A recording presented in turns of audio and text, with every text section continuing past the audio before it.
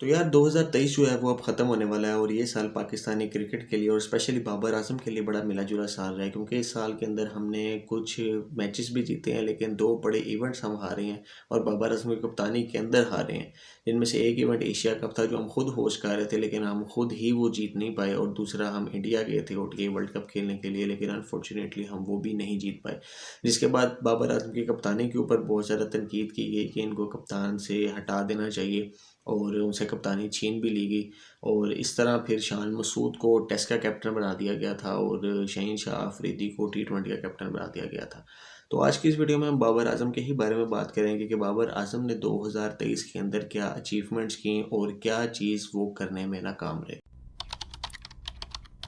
तो अगर हम 2023 के अंदर बाबर आजम की कुछ अचीवमेंट्स की बात करें तो बाबर आजम ने एक ही ODI सीरीज़ के अंदर दो बड़े रिकॉर्ड तोड़े थे कि जिसके अंदर बाबर आजम ने 5000 रन जो थे वो अपने कंप्लीट किए थे और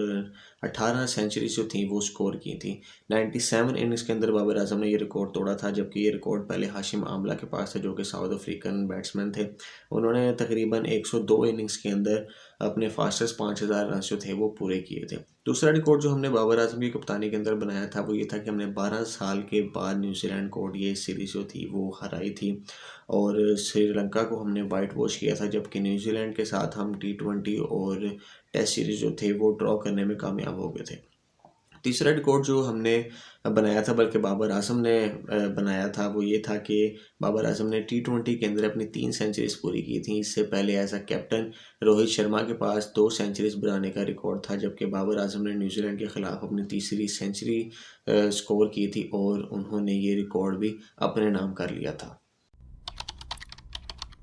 और अगर हम बाबर आजम के अवार्ड्स की बात करें तो बाबर आजम को 2023 के अंदर ICC player of the month का अवार्ड भी मिला था और इससे पहले बाबर आजम को ICC men's cricketer of the year और ICC player of the year का भी अवार्ड मिल चुका है। जिसके बाद पाकिस्तान की गवर्नमेंट ने भी ये फैसला किया था कि बाबर आजम की अचीवमेंट्स को देखते हुए हम बाबर आजम को सितारा इम्तियाज़ से नवाजेंगे, और फिर हमने देखा कि पाकिस्तान डे के ऊपर सदर आरिफ अलवी ने बाबर आजम को सितारा इम्तियाज़ से भी नवाजा था। तो यार अगर हम बाबर आजम के ओवरऑल इंटरनेशनल करियर की बात करें तो बाबर आजम ने अभी तक तीनों फॉर्मेट्स के अंदर तकरीबन 12,986 रन बनाए हैं, जिनके अंदर 49 टेस्ट मैचेस के अंदर बाबर आजम ने 3,772 रन बनाए, जिनमें 9 सेंचुरीज और 26 50 शामिल थी। जबकि अगर हम ODI की बात करें तो बाबर आजम ने 5,729 रन बनाए हैं, जिनके अंदर 19 सेंचुरीज और 32 50 शामिल थी। अगर हम T20 की बात करें तो बाबर आजम ने 3,485 रन बनाए, जिनके अंदर 3 सेंचुरीज और 38 फिफ्टीज जो थी वो शामिल थी। तो अगर हम बाबर आजम के इंटरनेशनल रिकॉर्ड की बात करें तो वो तो काफ़ी ज़्यादा बेहतर है, लेकिन बाबर आजम के ऊपर ये इल्ज़ाम लगता है कि वो बड़ी इवेंट्स में जाके फ्लॉप हो जाते हैं।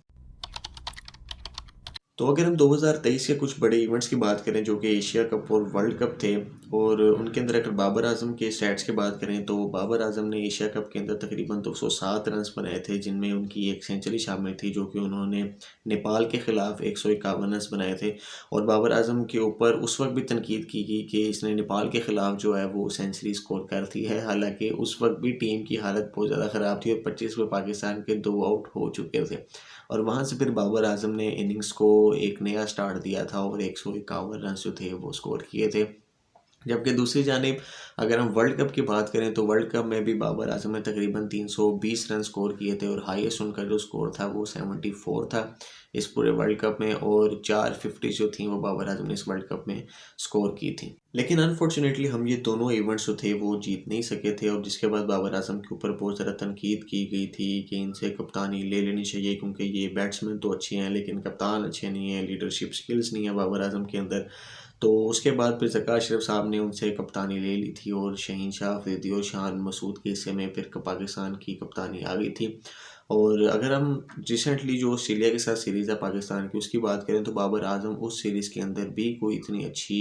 कारकर्दगी नहीं दिखा सके थे। और मेरी राय के मुताबिक बाबर आजम जो है वो इस वक्त आउट ऑफ फॉर्म है, उन्हें कुछ रेस्ट देना चाहिए ताकि वो दोबारा से अपनी जो करियर है उसको अच्छे तरीके से स्टार्ट कर सकें। आपकी इस बारे में क्या राय है आप लोग कमेंट बॉक्स में बता सकते हैं। तो आपसे गुजारिश है कि चैनल को सब्सक्राइब ज़रूर कर दीजिएगा और बेल आइकन को प्रेस ज़रूर कीजिएगा।